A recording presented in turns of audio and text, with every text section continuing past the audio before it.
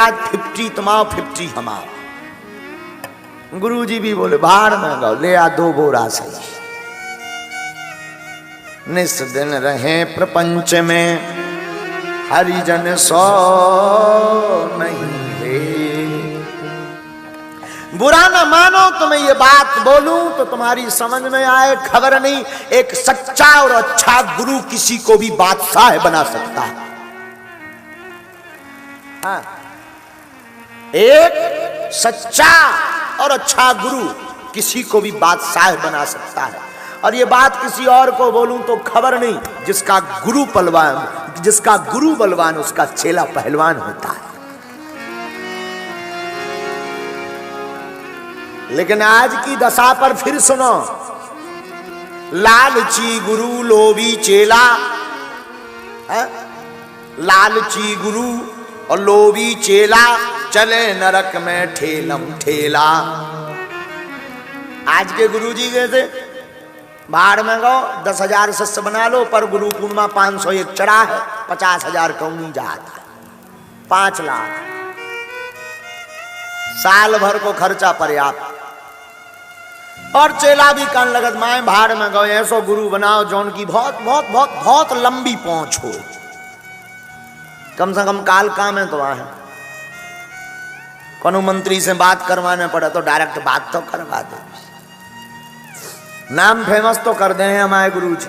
कछु तो यह दीक्षा ले। हाँ, हम तो बड़े अनुभव वाले आदमी हैं, अनुभव करते रहते। कुछ तो ऐसे ही चेला बोले उनकी दीक्षा ले लो, बहुत फेमस। बाढ़ में गो एक ही बेर उनके संग फोटो खींच गई सो अपन विधायक बन गए। हाँ, आज ये चेला आजकल मार्केट में बहुत मिलत, हमें तो मिलत, किसी को मिला तो ना मिला तो हमें तो। और चेला भी हद करत, 16 गुरु छोड़ के आओ 17 मंस करवे आ जा। हाँ हाँ हाँ, एक मिलो हमें दीक्षा लेने। हम की तुम आई, हमने जब गौर से देखो भीतर घुस गए अनुभव करो। अरे हम की जो तो 16 काड़ा चुको गुरु। हम की कह रहे पहले क्या बे दीक्षा ले, अरे बोले 2-4 गुरु हते बे मन के ना थे, लेकिन मन के ना मने नहीं भरे हमारे। हमने कही धन्य तो कल के दिन हमसे कौन अच्छो आ जाए सो तो हमारा ने कह दे जे भी मन के ना थे। बात हो गई दीक्षा इच्छा। साधु जी, एक सच्चा और अच्छा गुरु किसी को भी शहंशाह बना सकता है, किसी को भी। गुरु के 7 गुण शास्त्र में आए, ध्यान देना। जो गुरु बनाना चाहते हो वो आज की कथा सुनो। विद्वत्ताम दक्षता शीलम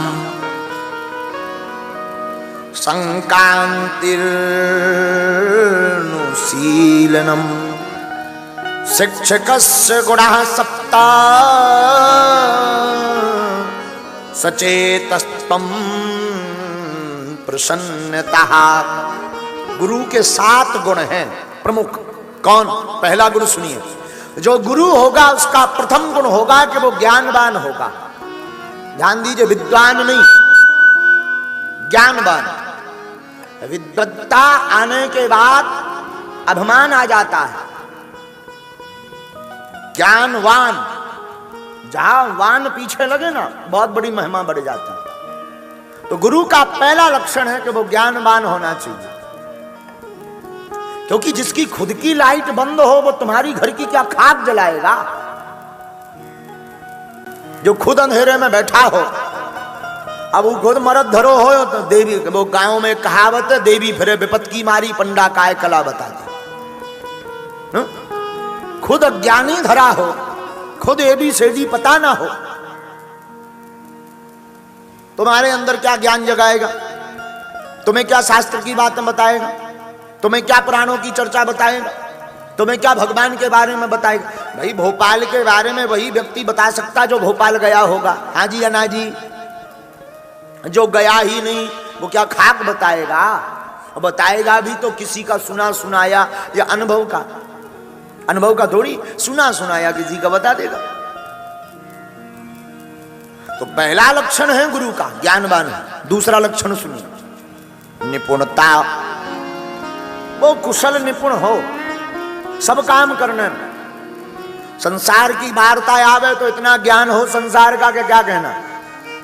ब्रह्म की चर्चा आवे तो ब्रह्म के बारे में भी बड़ा निपुण, शिष्य को समझाने में भी निपुण। दूसरा लक्षण गुरु का निपुणता। तीसरा लक्षण सुनिए, विनम्रता। तीसरा लक्षण है गुरु का विनम्रता, बड़ा सहज हो।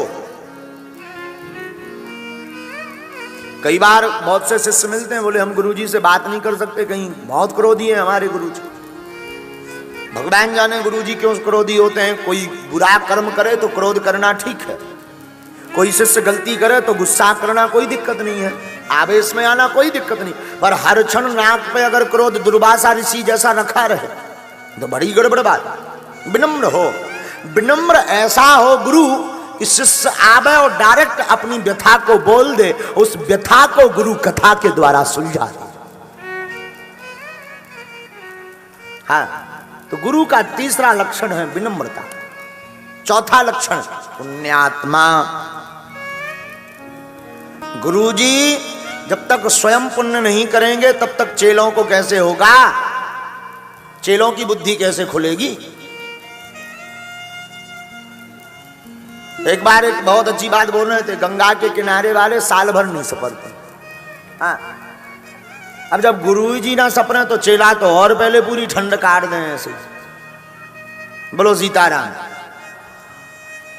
तो पुण्यात्मा गुरु होना चाहिए, जो गुरु शास्त्र की चर्चा करता हो, पुण्य के काज करता हो, समाज के काज करता हो, ताकि आपके जीवन में उनका फल भी मिल सके और शिष्यों को सुधरने का मौका मिल सके।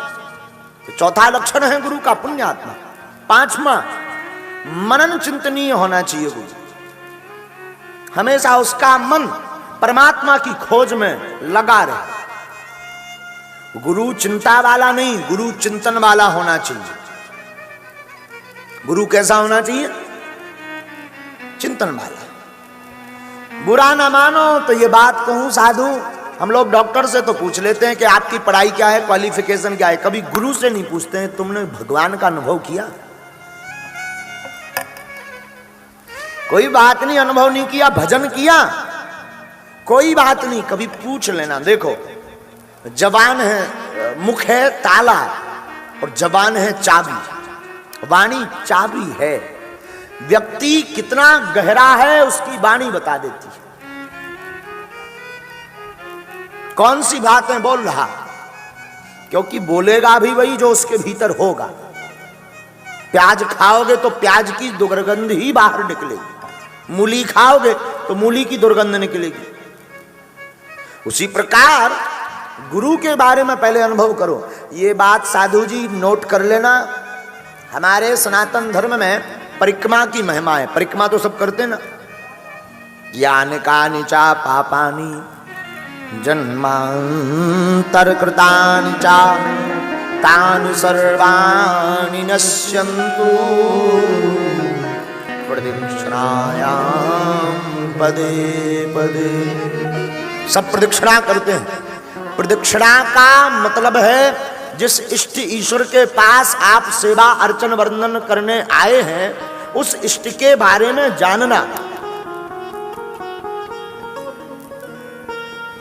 पानी पीजिए छान कर गुरु ढूंढिए।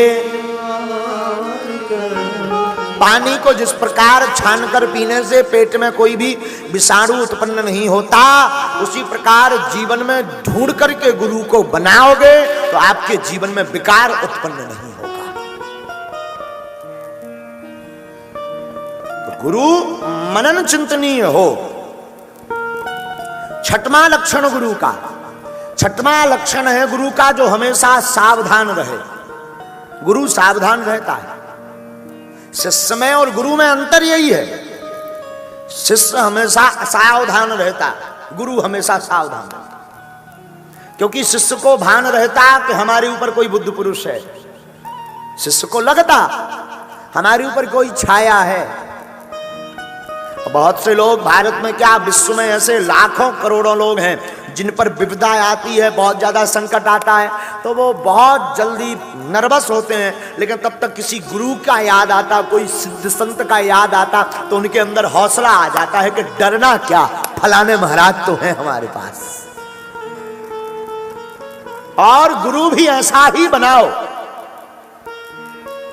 आप जीवन में गुरु ऐसा बनाओ कि आपके जीवन में संकट आवे, भय आवे तो उससे लड़ने का हौसला केवल गुरु नाम से आपको मिल जाए।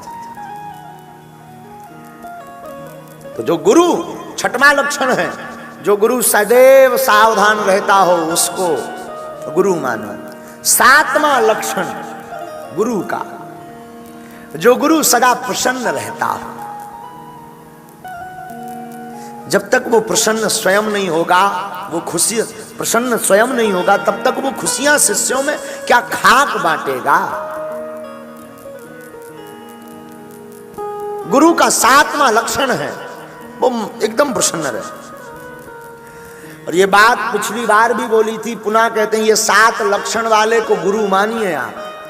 ज्ञानवान, निपुणता, विनम्रता, पुण्यात्मा, मनन चिंतन वाला, हमेशा सावधान रहने वाला और प्रसन्न रहने वाला और विनम्रता वाला, ये 7 लक्षणों वाले को ही अपना गुरु मानिए आप। और ये बात बोलें तो सुनो, चित्त आपके जीवन में जीवन ऐसा हो जो आपके वित्त का हरण ना करे, अपितु आपके चित्त का हरण करे।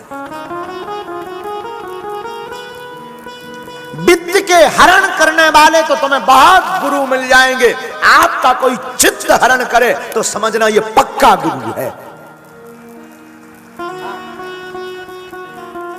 वित्त का हरण करने वाला गुरु तो बहुत बच्चा है साहब, छोटा कच्चा है, लेकिन जो चित्त को चुरा ले और तुम्हारे चित्त को चुरा करके तुम्हारे चित्त को जो परमात्मा में लगा ले, समझना ये सच्चा गुरु है। गुरु हो तो चित्त हरण का हो। और ये बात और सुनूं कहूं साधु जी, गुरु इसीलिए निंदनीय नहीं है, गुरु सदैव हर पल सिर्फ वंदनीय है।